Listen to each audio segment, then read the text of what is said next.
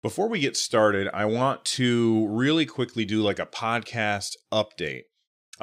Switching my podcast host has caused a little bit of a snafu, and so some of the podcast clients are not picking up new episodes. I'm working with those podcast apps and trying to get them to recognize the new RSS feed so that the apps or so that the shows come through. One of those is Spotify. I've had a lot of people reach out and say, "Hey, Bill, your newest shows aren't showing up in Spotify. In fact, your podcast disappeared altogether." I reached out to Spotify, and they said that they would get back to me as soon as they could. So hopefully, we'll get that stuff fixed very, very soon. In the meantime, most apps are still able to download the show. So if you use Apple Podcasts or Overcast or Pocket Casts or Stitcher or anything like that, or the Anchor app, you should be getting the shows no problem. And the worst case scenario, if you use one of those apps and you're not getting those new, and you probably can't hear this, but maybe you're watching it on YouTube. But the worst case scenario is you just unsubscribe and then resubscribe, and it should be all set. So hopefully we get everything worked out, and at the end of the day, we're all set. But I just wanted to make sure that everybody knew what was going on. So now that we've got that out of the way, I want to talk about prices. This is a discussion that I had the other day on Twitter with somebody, and we were kind of disagreeing on what the price of a Link's Awakening should be. And I can see where they're coming from. I think that there's a lot of people who play a game, and then when that game gets remade, which is going to happen, games are going to get remade, especially as the gaming industry matures. The games that people played when they were younger, they're going to be like, man, I loved that game so much. I want to put my spin on it. And then that's going to happen. So as the gaming industry matures and we start seeing more and more of these remakes, I think it's safe to say that there's always going to be an argument about how much people should be willing to spend on a game and on a remake of a game. And I think that that's definitely something that comes up to personal interpretation. $5 to somebody is a mountain, and $5 to somebody else is like not even worth bending down and picking up. The amount of money that people, or the amount of value that people put on a certain denomination, depends on what their situation is like.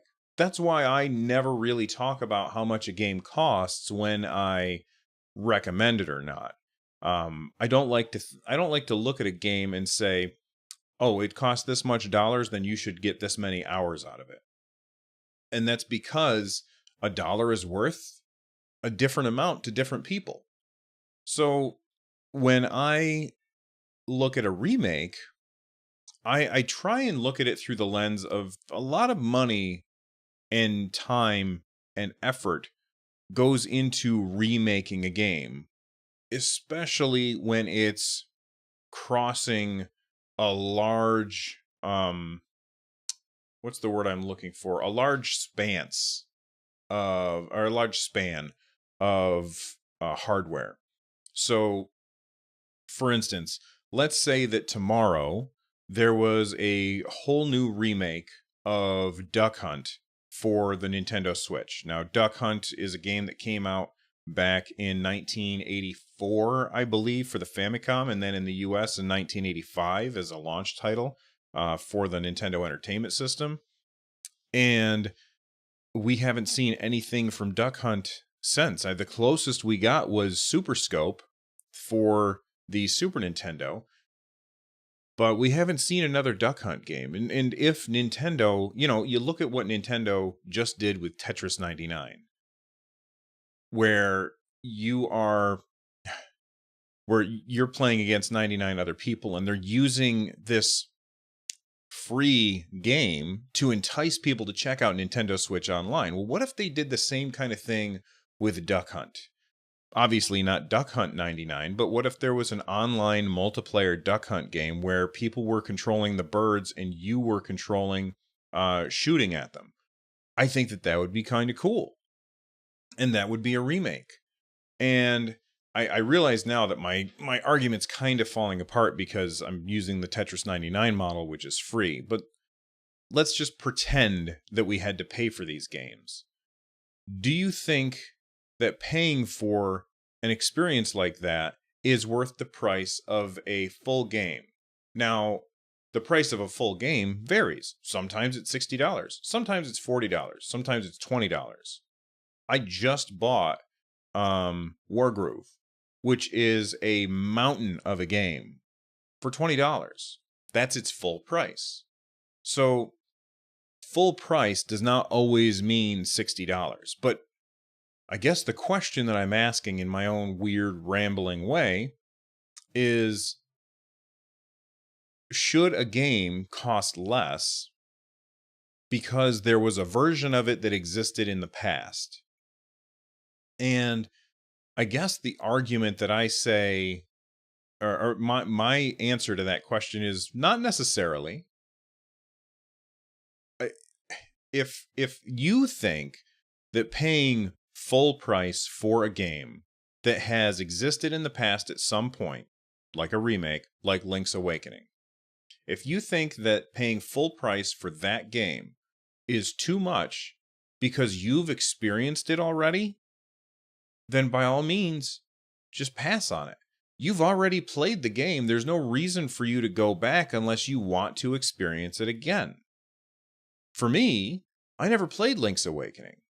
It completely passed me by. It was something that I've been interested in, but I've never actually pulled the trigger on it. And, well, that's not true. I played like a little tiny bit of it. And now I'm really excited that it's coming to the Nintendo Switch and I'm going to be able to play it. And I think it's perfectly reasonable for Nintendo to charge full price for it. Now, the next argument that somebody might say is, well, Bill, look at Final Fantasy IX. Final Fantasy IX just came out, and that's not full price. That's $20. Okay, well, how do you know that $20 isn't full price? I don't know. But my real argument for that is, look at the port they did. They did a sloppy, weak, slapdash port. They took what was already ported to the PC and they brought it to the Nintendo Switch, known bugs and all. And I don't think that Nintendo's the type of company that would do that. They also are bringing a game that is easy to port. Like, they already have done the work to port this game before. Porting it to one more system, that's not really a big deal. So again, I can understand why that's only $20. They want to sell that to as many people as they can. When we look at Link's Awakening, that thing started out on, gosh, I think it's 160 by 160 screen, which is really small. There are only 4 colors in the game. 4.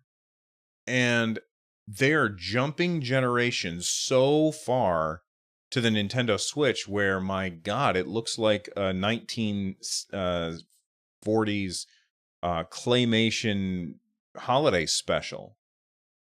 It's an amazing jump from one to the next. Now, if they were just porting, like a straight up port of Link's Awakening to the Nintendo Switch where you played it like in a little square box on your screen, and that was full price, I would say, oh, Nintendo, what are you doing here?